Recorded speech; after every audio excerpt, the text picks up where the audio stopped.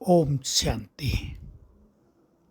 स्वयं ज्ञान के सागर ने जो पतितों को पावन बनाने वाले हैं, पवित्रता के सागर हैं, जो विश्व कल्याणकारी हैं, उन्होंने अपने महान रत्नों को अर्थात महान आत्माओं को पवित्रता के बल से संपन्न बनाने के लिए, शुभ भावनाओं की वृत्ति बना देने के लिए, दाता बना देने के लिए तैयार किया है। और उसके लिए जहाँ राजयोग सिखाया है, वहीं राजयोग का एक महत्वपूर्ण अंग, उसकी बहुत अच्छी जानकारी हम सबको दे दी है। सभी आत्माएं हैं, सभी अपना अपना पार्ट बजा रही हैं। हर एक मनुष्य के मस्तक में दोनों भ्रकुटियों के बीच ये चमकती हुई आत्मा विराजमान है। सभी की आत्माएं अलग अलग क्वालिटी की हैं, सब में अलग अलग प्योरिटी, सभी के कर्मों की कहानी अलग अलग, कोई पाप आत्मा कोई पुण्य आत्मा, सभी का औरा अलग अलग, किसी का छोटा किसी का बड़ा। तो बाबा ने हम सब महान आत्माओं के लिए आदेश दिया। बाबा माना शिव बाबा, स्वयं निराकार भगवान, तुम सभी को आत्मिक दृष्टि से देखो। और साथ में ये भी कह दिया, ये कठिन मंजिल है, जो ऐसा करने में सफल होंगे वो बहुत आगे निकल जाएंगे, विजयी रतन बन जाएंगे। प्राप्ति बहुत बड़ी है, लेकिन क्योंकि दिखाई दे ही देती हैं, आत्मा तो इनविजिबल है, अदृश्य शक्ति है, पर मूल तत्व तो आत्मा ही है।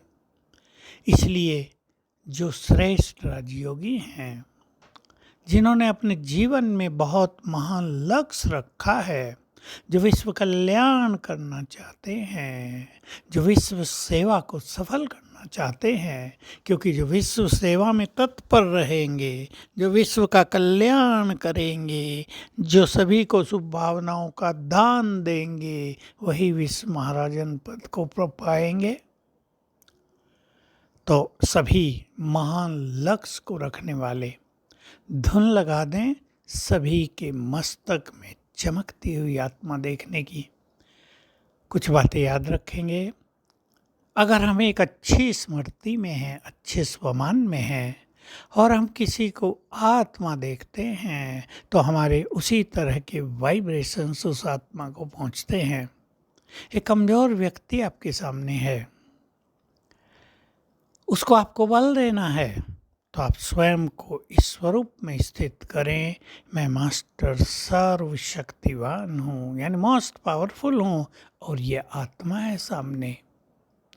तो आपसे पावरफुल एनर्जी उस आत्मा को जाने लगेगी।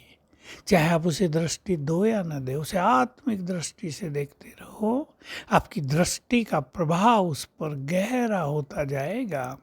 किसी को पवित्र बनाना है, माताओं को अपने बच्चों को मोबाइल की राह से छुड़ाना है, श्रेष्ठ राह पे लाना है, शुभ भावना रखो, आत्मिक दृष्टि रखो, मैं पवित्रता की देवी हूँ, इस स्वमान में स्थित हो जाओ।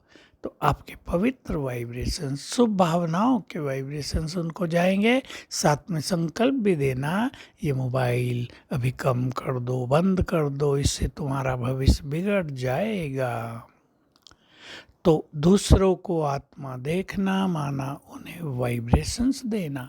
दूसरों को आत्मा देखने से धीरे धीरे दैहिक दृष्टि समाप्त होगी, देह के कारण जो इम्प्योरिटी है वो भी समाप्त होगी, और पवित्र आत्मा बनने में हमें बहुत बल मिलेगा, सहजता होगी।